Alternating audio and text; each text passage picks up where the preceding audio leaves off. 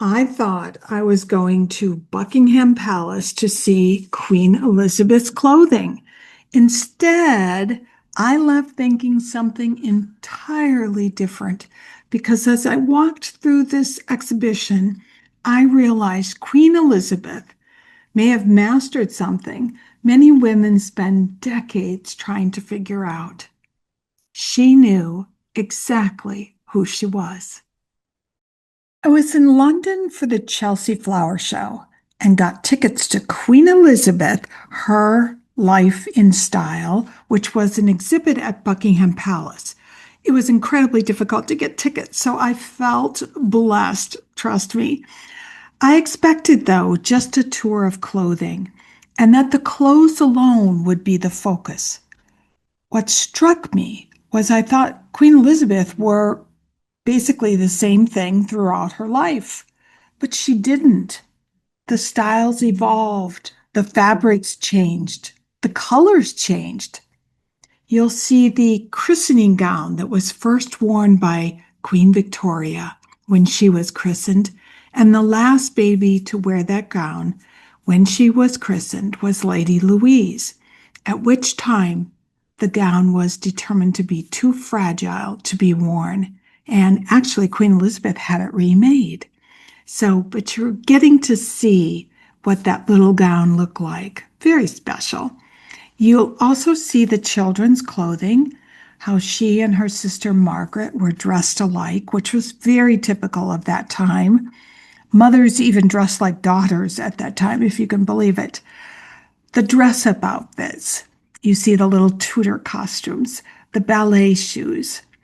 And then the exhibit jumps to the queen as a young woman. And remember, she became queen when she was just 25 years old. I cannot imagine, absolutely cannot imagine when I think of myself at 25 years old being the head of a country or an empire, really, at that time. This was incredible considering, 1952, women were definitely not considered for top leadership positions anywhere, not even in their own homes. I am completely in awe of her. What I saw in this exhibit, though, was that underneath all the beautiful clothing, there was always an unmistakable Queen Elizabeth.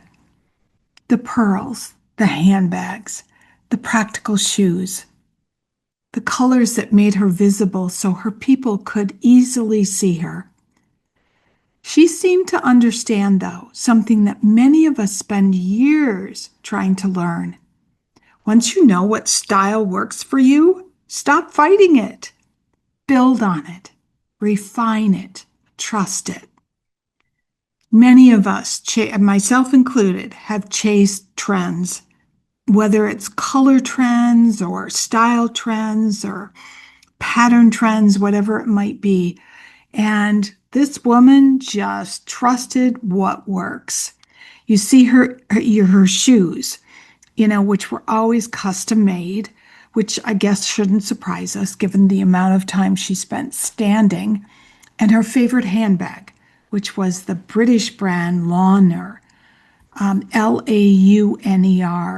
Some articles even shared that Elizabeth brought her handbag with her everywhere, even when she was sitting on a sofa in the palace, whether it was Windsor Palace or Buckingham Palace or whatever, and she was watching the television, which I guess sort of makes sense because when you live in palaces, it must be a very long way to the kitchen or to your bedroom if you forgot something. The Launer handbag is gorgeous. I look at it every time, or a couple of them, every time I am in Fordham and Mason. I love this handbag. Even if I could never, ever afford one, I covet them. And one of her last very funny sketches that she ever did was with Paddington Bear when she shared with him what she had in her handbag. That was just so perfectly lovely, wasn't it? Then there were the pearls. Her most favorite and worn almost daily was the three-strand necklace, pearl necklace that she received from her beloved father. Beautiful. There's her wedding dress. The embroidery is spectacular. It's incredible to think that this wedding happened not long after World War II and that clothing was still being rationed in the UK. The coronation dress for 1953, absolutely beautiful. In the video, you can see the embroidery samples below that dress, and she's the one who wanted the various colors that were included in the embroidery. Her waistline is just incredible to me. Here you can see some of the official uniforms that she wore. You see the riding jacket? It has a real significant cutout in the front, and that was because she rode side saddle. Crazy, isn't it? Then there were the robes from the Order of the Garter. Now, this was a tiny woman carrying all those weight of those clothes on her shoulders. Her coronation dress, I have read, even had some kind of horsehair pillows of sort sewn into it so that it would keep its shape as she moved around the abbey for the coronation ceremony. Can you imagine how heavy this stuff was? As I walked through the exhibit and looked at basically the timeline of this amazing woman's life, I'm reminded of a recent conversation I had with a friend about something that was kind of bothering me. It was on my mind. And that is, I don't really care what people say they are or even what they believe in. I care what they do, because the choices they make in their lives is really much more indicative of what's really important to them in comparison to what they say they are and what they say they believe in. And what impressed me about Queen Elizabeth was that she was true to her beliefs and had a sense of purpose, or in her case, duty. She showed up year after year, decade after decade, whether circumstances were easy or difficult, whether people approved of her or not. She showed up and she did her best. And that's rather commendable these days.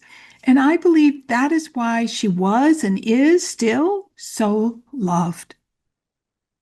Now, this was the lesson that stayed with me longest.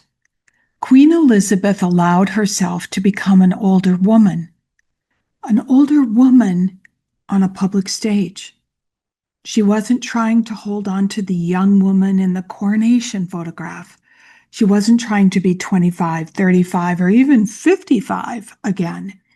She fully inhabited the age that she was at various stages of her life.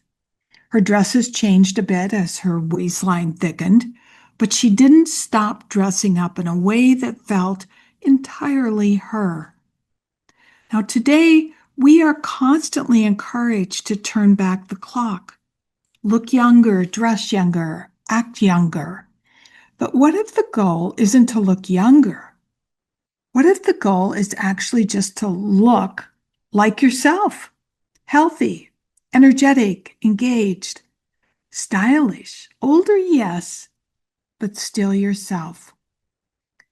And that's sometimes hard to do because online catalogs, e-commerce, the photographs we all get, social media, doesn't usually show real women's bodies at ages 60 plus. Even women who have never had a weight problem their entire life, their bodies change. And we just don't see that.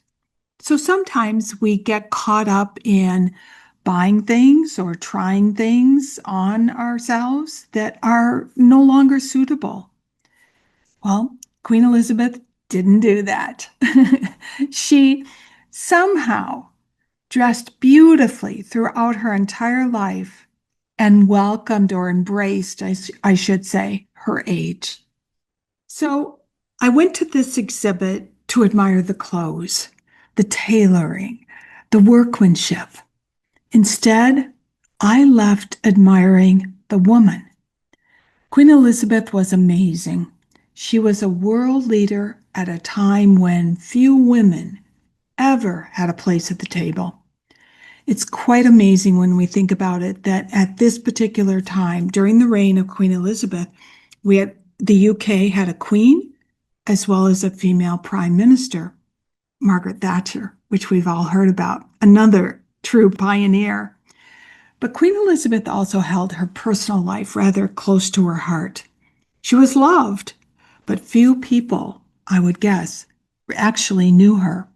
She didn't share her sad times, her hard times, her mental health struggles with the world. She never wrote a memoir. She didn't even have an approved biographer. Whereas today, sometimes unfortunately, every celebrity thinks that they have to share some of the most intimate details of their lives with the entire world, right? But if you're interested in learning more about Queen Elizabeth, I highly recommend several books. Some of the ones that I have loved, I put down in the show notes. But what I realized was that Queen Elizabeth demonstrated over 70 years, not the fashion, even though this was called the style. Queen Elizabeth, her something about her lifestyle, so life and style or something like that. But what Queen Elizabeth did demonstrate was clarity. She knew who she was, and she was true to herself all 70 years and the position that she held.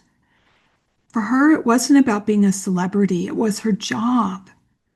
But through it all, she had this inner compass and she stuck to who she was and what mattered to her.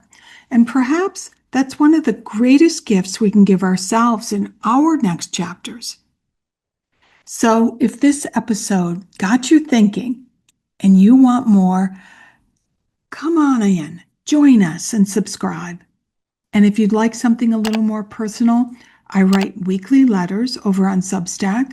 And for those who want to go deeper, there's a private space that I call the Next Chapter Salon, which is for paid Substack subscribers. That's hard to say. It's a smaller and more intimate circle called Next Chapter Salon. This is where we have more honest conversations about what this stage of life really asks of us. I'll leave it all below. I just want you all to take care, be safe, and we shall see you soon. A biento.